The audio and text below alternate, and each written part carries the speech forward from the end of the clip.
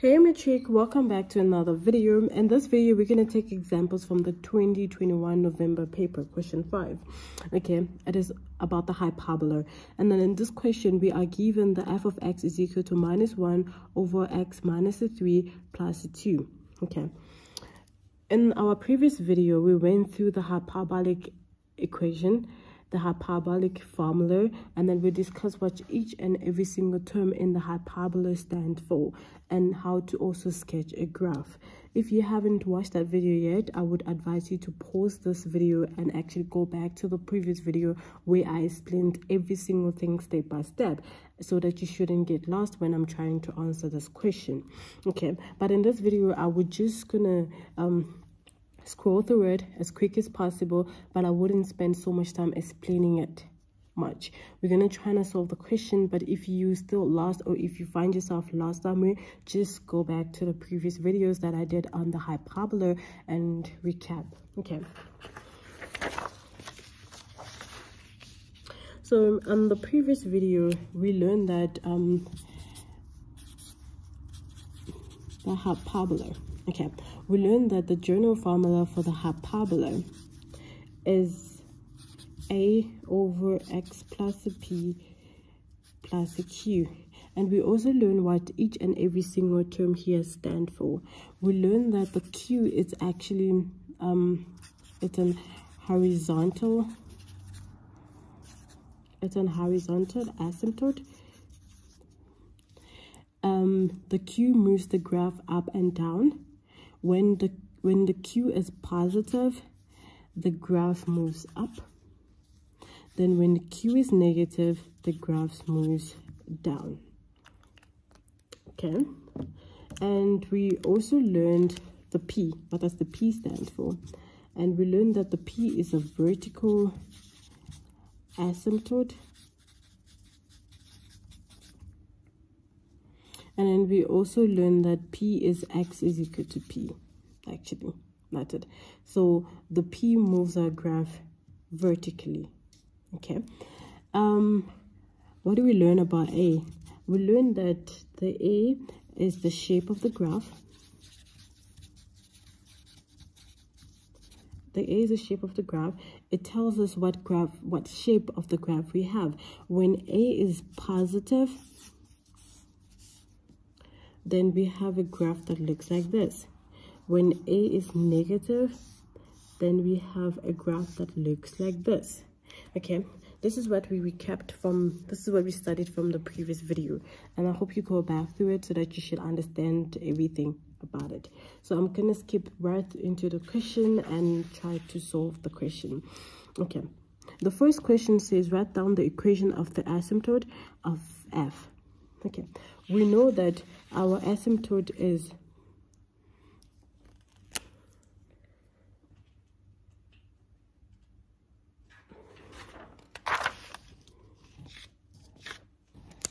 so we know that in order for us to get our asymptote is equal to minus p and a q. Okay, because here we learned that our horizontal asymptote is q and then our vertical asymptote is p. So this is the coordinate of our asymptote. And then from the question that we are given, q is equal to 2, and then minus p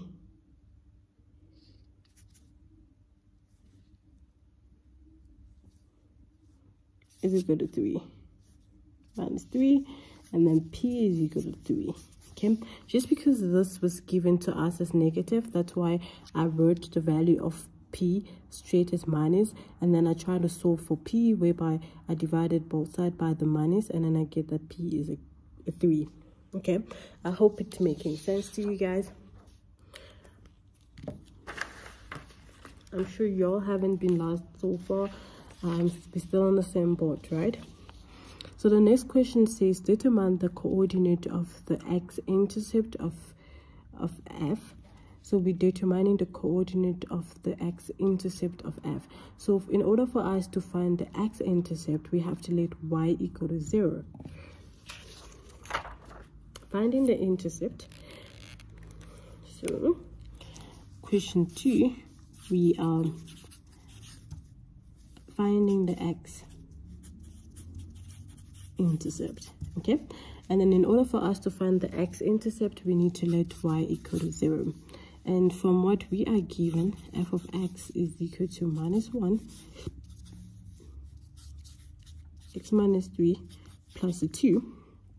Then letting y equal to 0, then we have 0 is equal to -1 x minus 3 plus 2. So I will take this 2 and I'll move it to the side.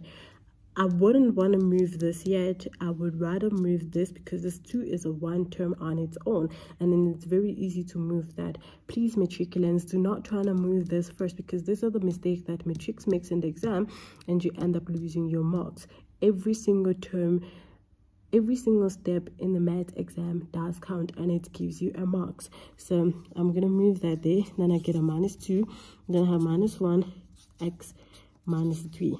Okay, now I can cross multiply the terms.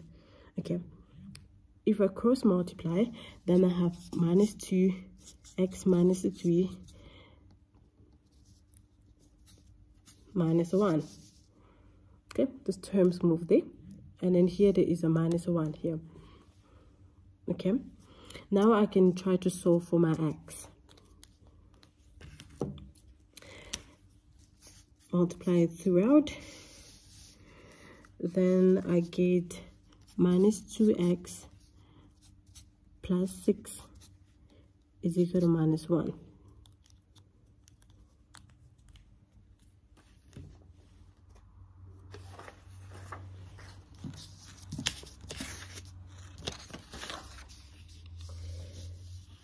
Okay, so we have -2x plus 6 equal to -1. So we're trying to solve for x. I leave the 2x there, the -2x there, then I move the 6 to the other side, then I get -1 minus 6, right? Then I get -2x is equal to -7. Divided by -2, divided by -2, then I get x is equal to 7 over 2. Okay, since it's in, we're trying to find the intercept, then I can write it in a point form. So in a point form, then I get 7 over 2 and 0. Okay, we solved that question.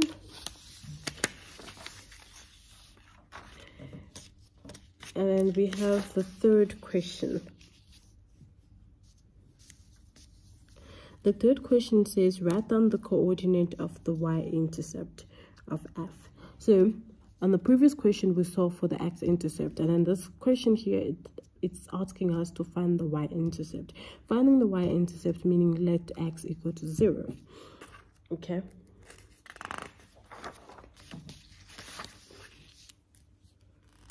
So number 3, we're finding the y-intercept.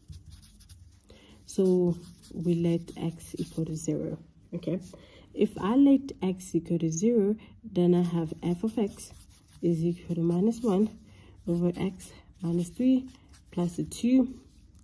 Then I let x equal to 0, then I have f of x is equal to -1 over minus 3. Okay, this is a 0, so it's out. Plus 2. Okay, minus, so it's going to be 3 f of x. Okay, matric, hope this is making sense to you.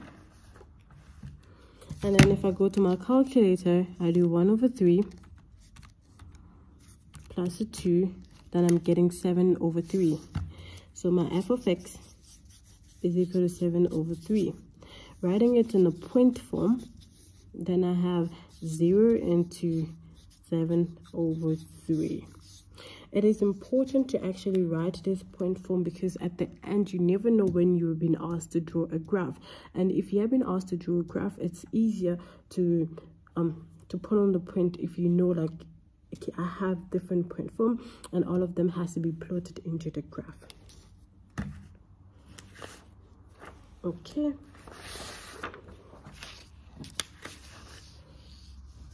And then we have question 4 here. which is say draw the graph of f, clearly show all the asymptote and the intercept with the axis. So draw the graph of f, clearly show all the asymptote and the intercept with the axis. Okay, so we're drawing the graph, and then we have been asked to show the asymptote, and we have been asked to show the intercept of the axis. Okay, cool. Coming back here, what do we know? Our a is negative, and we have been told that when the graph of, we have been told that the a tells us about the shape of the graph, and not only that it tells us about the shape of the graph, it also tells us that when our a is positive, it looks like this. When our a is negative, it looks like that. And in this question here, we have our a to be -1, so meaning we are dealing with a graph that looks something like this. Okay, at the back of your mind, you should already have an idea on how your graph will look like. So we have something that will look like this. Okay, now that we know that, okay, we can kind of like think about how our shape will look like. The only thing that we have to do is put on all the points that we have already calculated and draw it, because we have been asked to put on the asymptote, and then we also have been asked to plot in the intercept. Okay, so can I do something like this right here? And then what do I know about my asymptote? I know that from the previous calculation that I made on my number 1, I did find my asymptote to be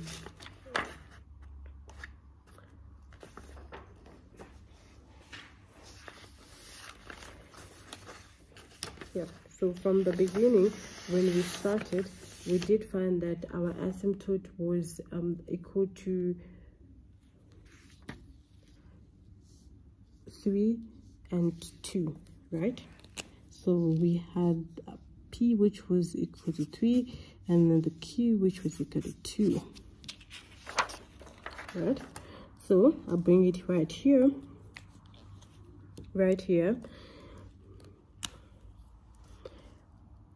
Our p is 3,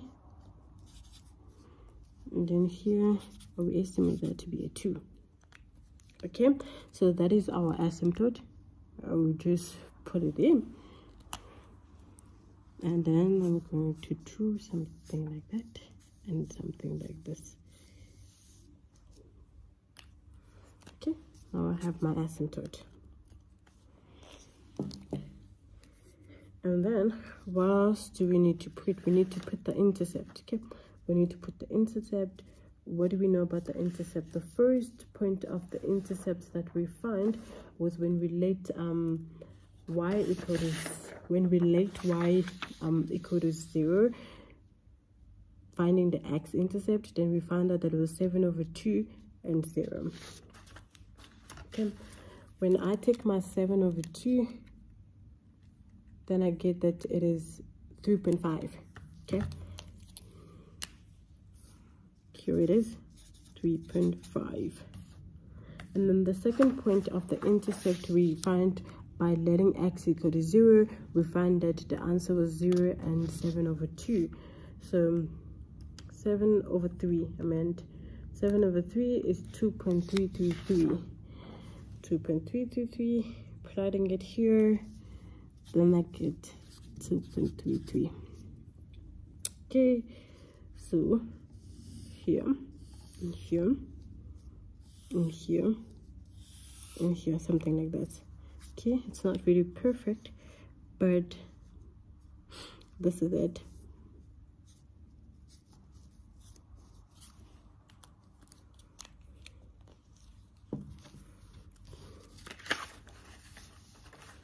Okay, so this is it. It brings us back here when I was talking about the fact that our graph will look something like this. And also the one thing that we have noticed is the asymptote managed to shift our graph. It shifted our graph here in a positive direction because we had the q to be positive. So it shifted it horizontally to 2, and then it shifted it vertically to 3. Okay, And then we also notice that after it has been shifted, here it is when the graph was just at the origin, it wasn't shifted. It was when the asymptote was at the origin, where the asymptote was at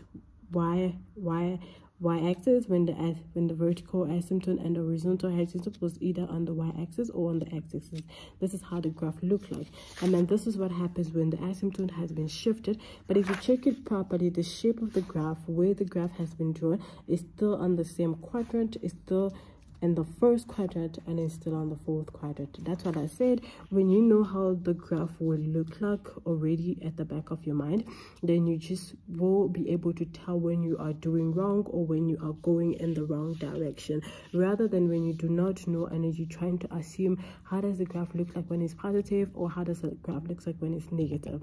It is advisable to kind of have an idea on how your graph looks like at the back of your mind, instead of just taking it like that out of nowhere.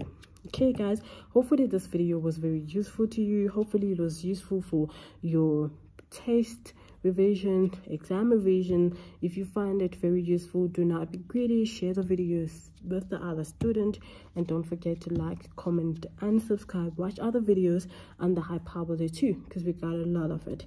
Okay, until then, I'll see you next time. Bye.